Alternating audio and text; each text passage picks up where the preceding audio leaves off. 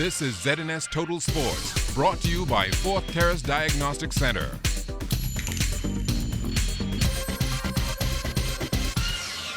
Welcome to sports, everybody.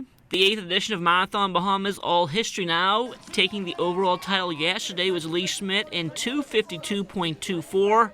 Amos Desjardins was second in 3:04.55.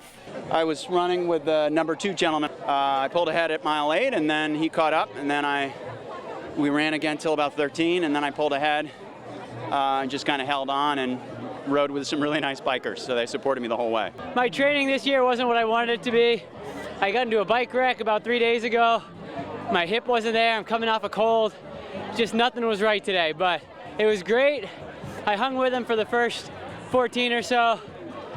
Got sick a handful of times, so it was a good race though. It's beautiful out here. I love it.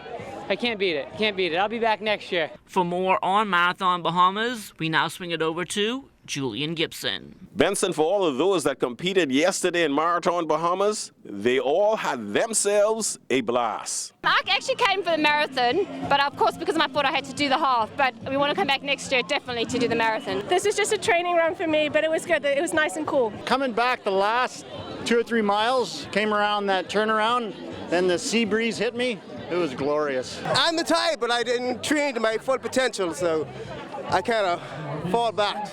But next year, be better. Try to get under 2 hours, but 2 hours and a couple seconds, so it's my best time. I think this is my 7th time running it, so I'm proud of that. I raced the 5K yesterday pretty hard, so I just went out today to have fun, and I beat my time from last year by 10 minutes. I'm used to running in the really cold weather, 7-degree weather in Iowa, so it's nice running in the breeze. You got to start hydrating now before the pain kick in. Go home and take a shower and play like it didn't happen. I run the first 6 to 8 miles pretty good. I kind of fade off in the last 5 miles, but hey, I'm happy. The bridges was definitely the toughest part. That's where you really got to get into that mindset of I can, I will, pace yourself, keep breathing. Breath is so important. I think once you keep the proper breath, you could do anything. Now, Marathon Bahamas officials, please better turn out. This is what the country's doing. This is the growth. This is what's happening. The public will soon see a man from Germany. This man, he'll come across this line walking. He's about 70-something. I don't know how old he is, but when you look at this man doing that race, I saw him up at East Shirley Street earlier. And I said, this man is such an inspiration. You look at this man doing this race, and you almost ask yourself, what is your excuse? BTC, like always, proud to be one of the major sponsors. We sponsor Bahamas Marathon, we sponsor Carifta team, we sponsor the Olympic teams, IAAF, and you go on, and we'll be doing the FIFA beach soccer in a couple of weeks. We're down in Abaco preparing for the LPGA tournament down in Abaco. And so it's just part of our DNA, Julian, to get involved and to give back to the community from which we make our revenues from. A successful staging of Marathon Bahamas. Reporting for ZNS Total Sports, I'm Julian Gibson. The T-Bird Flyers hosted a successful track and field meet this past weekend, and the Road Runners will look to duplicate that feat with their meet this Saturday. We're expecting about 40 to 45 track clubs from the Family Islands, from Freeport and Nassau. We're looking for a good showing. We're also looking for a lot of qualifiers for Carifta coming out of this event.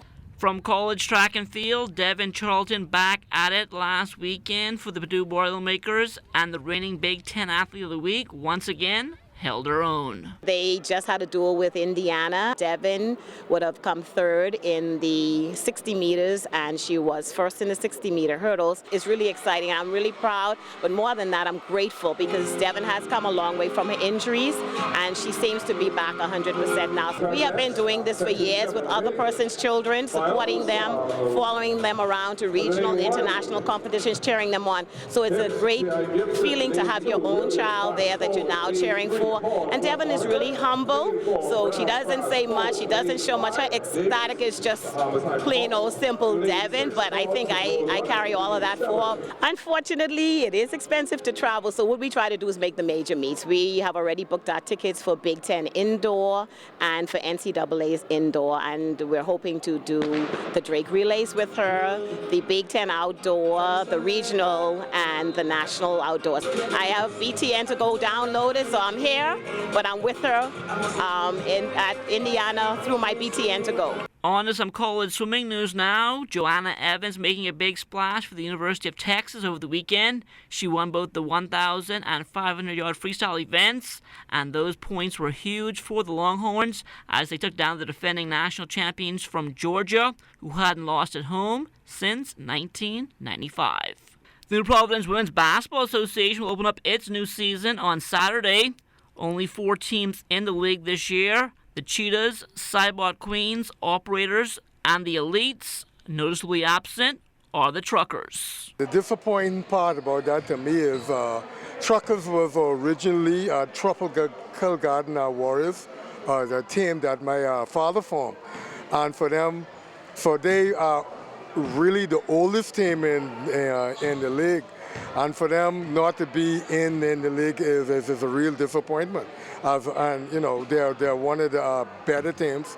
I don't know what the interior problem was, but hopefully they could get it all sorted out and get a team in the league before it's too late. The University of the Bahamas Athletics Department looking for big things moving forward, and AD Kim Roll believes they're on the right track. Our men's basketball team is doing very well in the league, had a very successful international trip, and we're really, really excited about our track and field team this year. This year they're under the direction of Rupert Gardner and Edna Roll.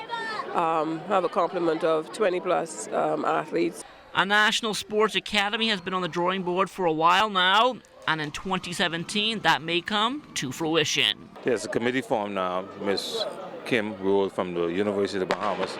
She's the chairperson. You're looking probably maybe September to launch. There's a whole structure you have to put together. You just can't just put something together what's not going to work, and that's what we're doing. We're looking at probably visiting some other academies all around the world so we could know where we're heading in the right direction. And that will do it for sports. Stay tuned, check on weather still to come.